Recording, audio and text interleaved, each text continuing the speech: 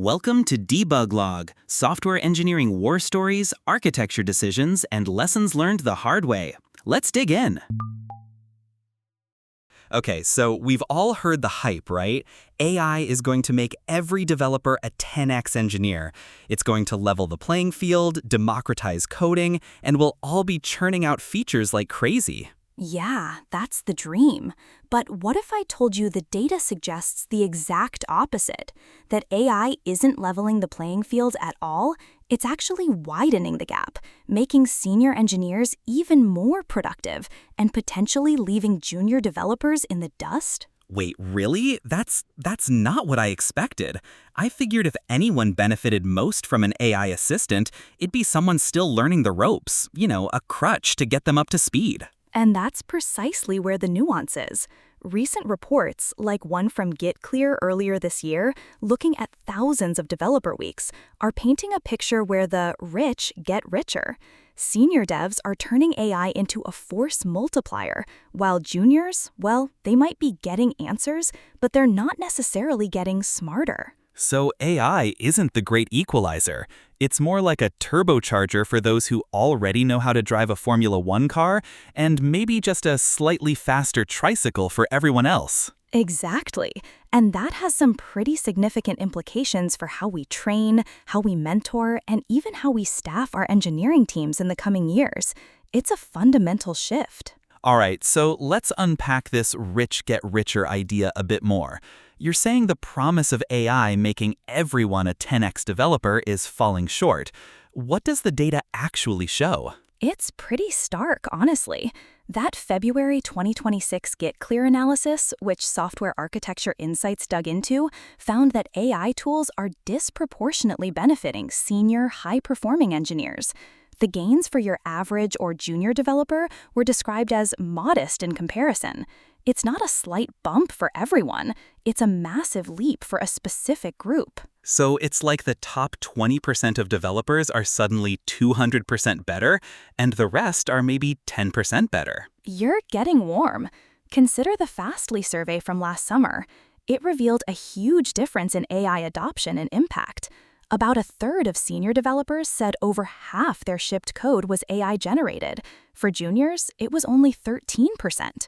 And when it came to speed enhancements, 26% of seniors reported significant gains, double that of their junior counterparts. The lead dev report in January basically summed it up, saying AI doesn't create great developers, it amplifies them. The biggest productivity improvements are concentrated among that top quartile. That's wild. I always thought if you gave a junior engineer a tool that could churn out boilerplate or suggest solutions, they'd rocket past the learning curve. But it sounds like the deep architectural context, the understanding of the why, is what makes the AI truly powerful. Absolutely. Think of it like this. A senior engineer has a fully formed mental model of the system, the business domain, the trade-offs involved. When they use AI, they're not asking it to solve a problem from scratch. They're asking it to accelerate a solution they've already largely architected in their head. They're using it as a force multiplier for complex problem solving and architectural exploration, not just for basic code generation. It's about leveraging existing context, which juniors simply haven't had the time to build. So it's not a level playing field, it's a steepening pyramid, as you said.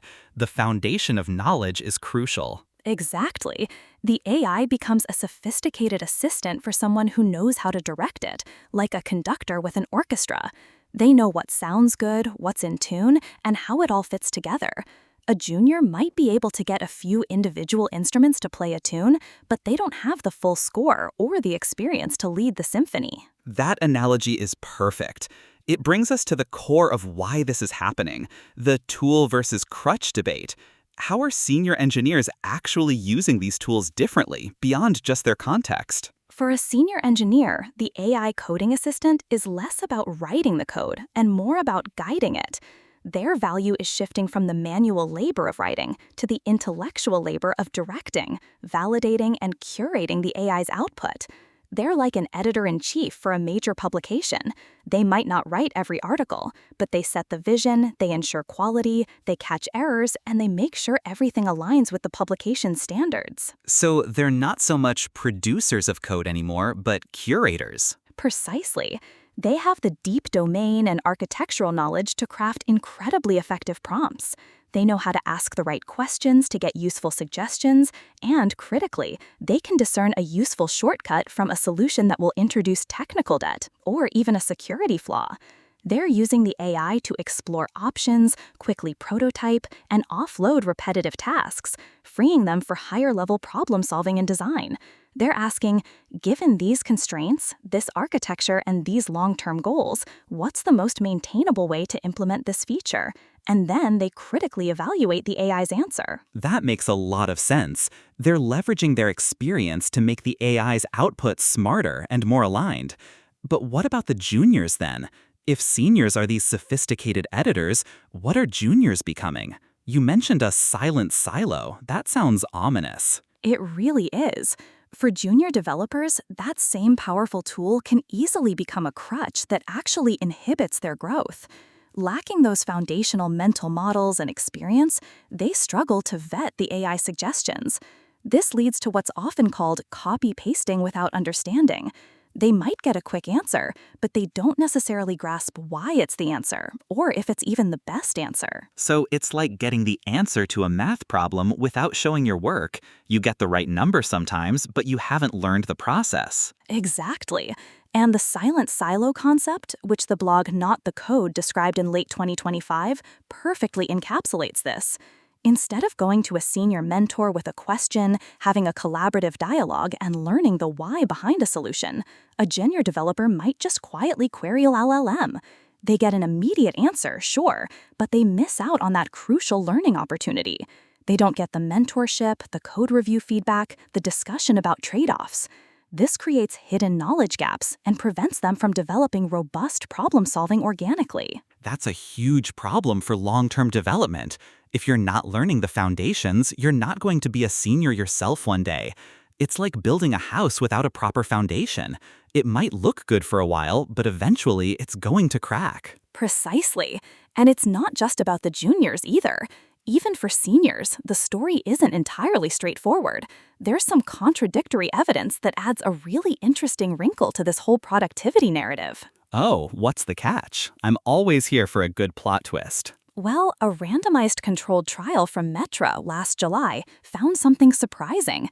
Experienced developers actually took 19% longer to complete certain tasks when using AI tools, despite perceiving themselves as being 20% faster. Whoa, wait, so they felt faster, but they were actually slower? That's quite a disconnect. Why? Researchers speculate it's due to the added cognitive load of verification and integration. When you're a senior engineer, your job isn't just to generate code, it's to generate correct, secure, maintainable, performant code that fits into a complex existing system. So while the AI might generate a solution quickly, the senior engineer then has to spend significant time validating its correctness, checking for security vulnerabilities, ensuring it's efficient, and integrating it seamlessly. Ah, the trust but verify principle applied to AI. They can't just blindly accept what the AI gives them. They have to critically review it, often more critically than they would their own code, because they didn't write it. Exactly, and that validation takes time. Plus, integrating AI-generated code into a large, complex codebase often requires refactoring, adapting it to existing patterns, and ensuring it doesn't break anything else. So while the generation might be faster, the total time to delivery for high-quality, production-ready code can actually increase for experienced developers. It suggests that productivity is a far more complex metric than just lines of code produced. For high-stakes work, AI's primary benefit might be in exploring options and reducing cognitive load, rather than raw speed of completion. That flips the script a bit. It's not just about how fast you can type, it's about how fast you can think and verify.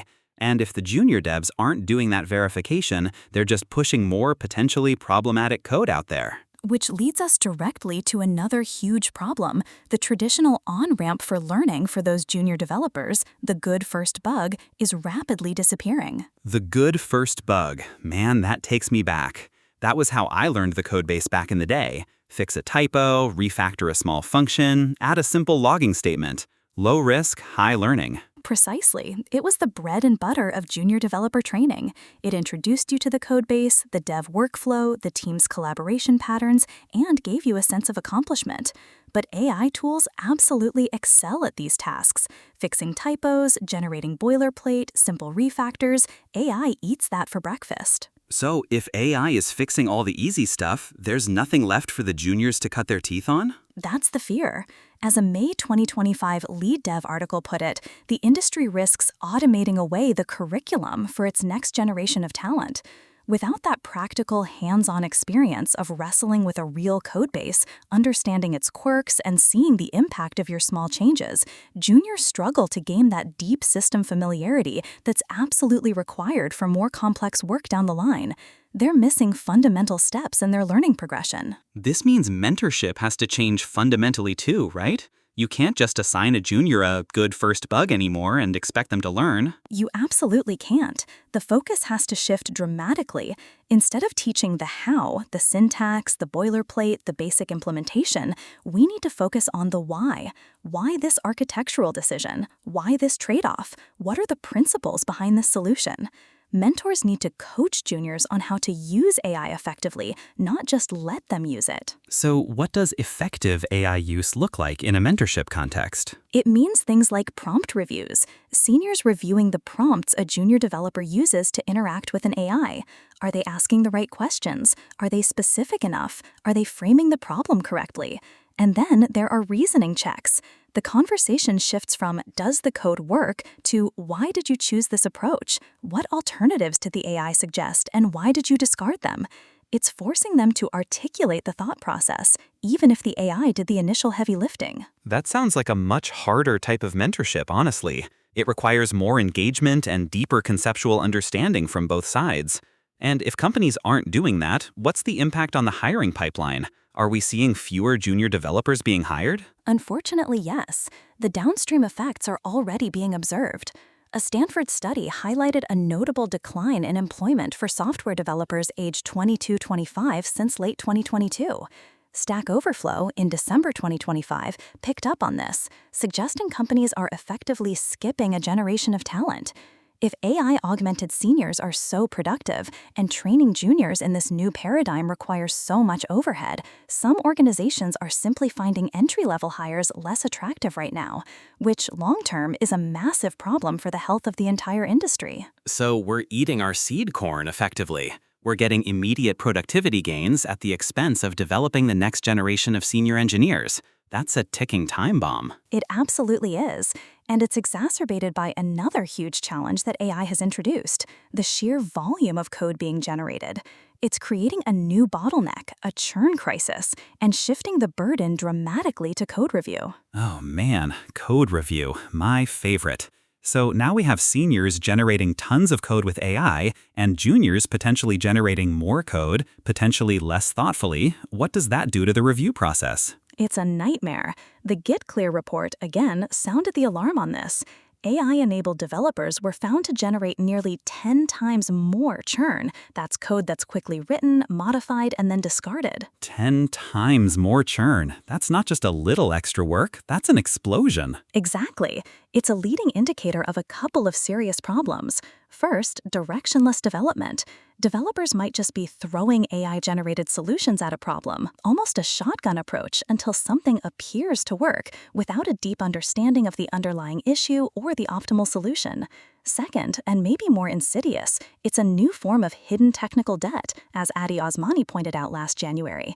This churn consumes reviewer time and cognitive energy on code that never even makes it to production or gets scrapped almost immediately. It's wasted effort, but it still has to be reviewed. So the bottleneck has shifted. It's no longer just about writing code, it's about managing the overwhelming volume and ensuring its quality. What does that mean for the reviewer's role? Because it's not like we can just automate code review fully yet. The focus of code review is undergoing a critical transformation. It's moving away from just stylistic nits or simple logic errors, which, to your point, tooling can increasingly catch, and towards higher-order concerns. The human reviewer's role is now about assessing, does this AI-generated code align with the system's long-term architectural principles? What are the potential security, performance, or business logic flaws?